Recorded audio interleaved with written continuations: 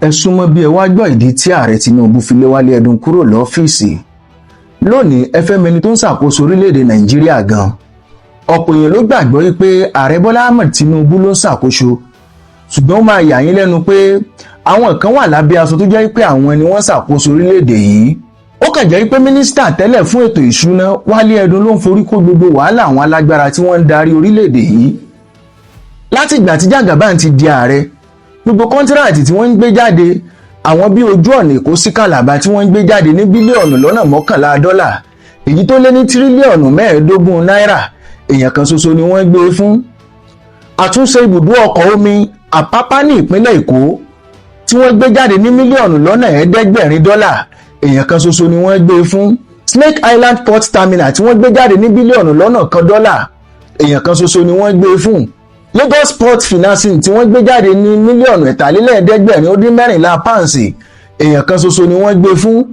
Àwọn òyìnbó ilẹ̀ Britain ni wọ́n máa san owó ẹ̀ nítorí àdéhùn tí wọ́n bá Jagaban ṣe nígbà tó ń lọ nìyẹn.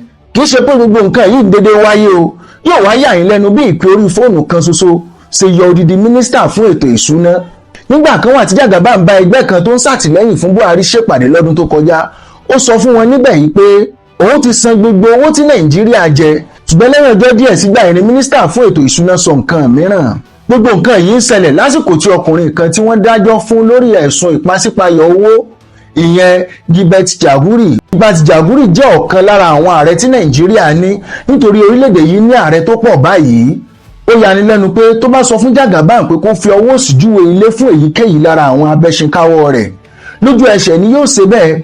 Ilé iṣẹ́ kan tó ń jẹ́ High-Tech Construction Company ní Jagaban gbé gbogbo kọ́ńtíráàtì tó ń jáde fún. Owó tó ti wọlé sínú òṣùwọ̀n ilé iṣẹ́ yìí nípasẹ̀ ààrẹ wa nìkan ti ju bílíọ̀nù lọ́nà 50 dọ́là lọ. Nígbà tí Wálé Ẹdùn sọ wípé òun kò lè san kọ́ńtíráàtì yìí nítorí ìgbà tí ìjọba bá fẹ́ san owó oṣù, owó àwọn òṣìṣẹ́ fẹ̀yìntì, èlé orí owó tí ìjọba yá, tí wọ́n bá fẹ́ san owó mìíràn, ṣe ni ètò ọrọ̀ ajé máa bàjẹ́ pátápátá tí Nàìjíríà kò sì ní rí owó yá ní ọjà àgbáyé mọ́. Ó ní kí wọ́n jẹ́ kó òun kọ́kọ́ yanjú àwọn owó tó wà ńlẹ̀ kí wọ́n tó sanwó fún kọngilá tó ń pariwo orúkọ òun káàkiri yẹn. Bákan náà ni mínísítà yìí sọ fún ààrẹ Tinubu pé àwọn gbọ́dọ̀ dẹ́kun yíyá owó nítorí bọ́jẹ̀ẹ̀tì. Ó ní nítorí tí nǹkan bá ń lọ bó ṣe ń lọ yìí, wàhálà ńlá ni yóò jẹ́ fún ètò ọrọ̀ ajé. Nítorí nǹkan bíi tírílíọ̀nù 17 làwọn fi ń san èlé orí owó tí orílẹ̀-èdè yìí ti yá. Tẹ́ ò bá gbàgbé, láàrin ọdún 3 ìjọba ti yá owó tó tó tírílíọ̀nù lọ́nà 40 náírà. Ìṣèjọba Muhammadu Buhari gan tí wọ́n sanwó ìrànwọ́ orí epo yá tírílíọ̀nù lọ́nà 17 náírà lọ́dún 7. Nígbà tí Tinubu kéde pé kò sí wàhálà ní Wálé Ẹdùn bọ́ síta pé irọ́ ńlá ni àwọn sì ń yá òbítíbitì owó. Ìyẹn ló bí ààrẹ nínú pé Wálé ti láyà báyìí, ó ti sọ fún àwọn ará ìlú pé à ń yá owó. Nígbà yẹn ni àtẹ̀jáde kan wá láti ilé ìjọba wípé mínísítà kékeré fún ètò ìṣúná ni yóò máa ṣe iṣẹ́ tó yẹ kí Wálé Ẹdùn ṣe. Wálé gbìyànjú láti bẹ Tinubu ṣùgbọ́n ọ̀rọ̀ òun kò lójú. Lẹ́yìn ọ̀rẹ̀yìn wọ́n gbèwé gbélé lé Wálé Ẹdùn lọ́wọ́ nítorí Gilbert tó sọ fún wọn wípé Wálé gbọ́dọ̀ lọ ni kí wọ́n wá ẹni tí kò láyà láti gbọ́ ààrẹ lẹ́nu. Ìdí nìyẹn tí wọ́n fi mú ẹlòmíràn wá.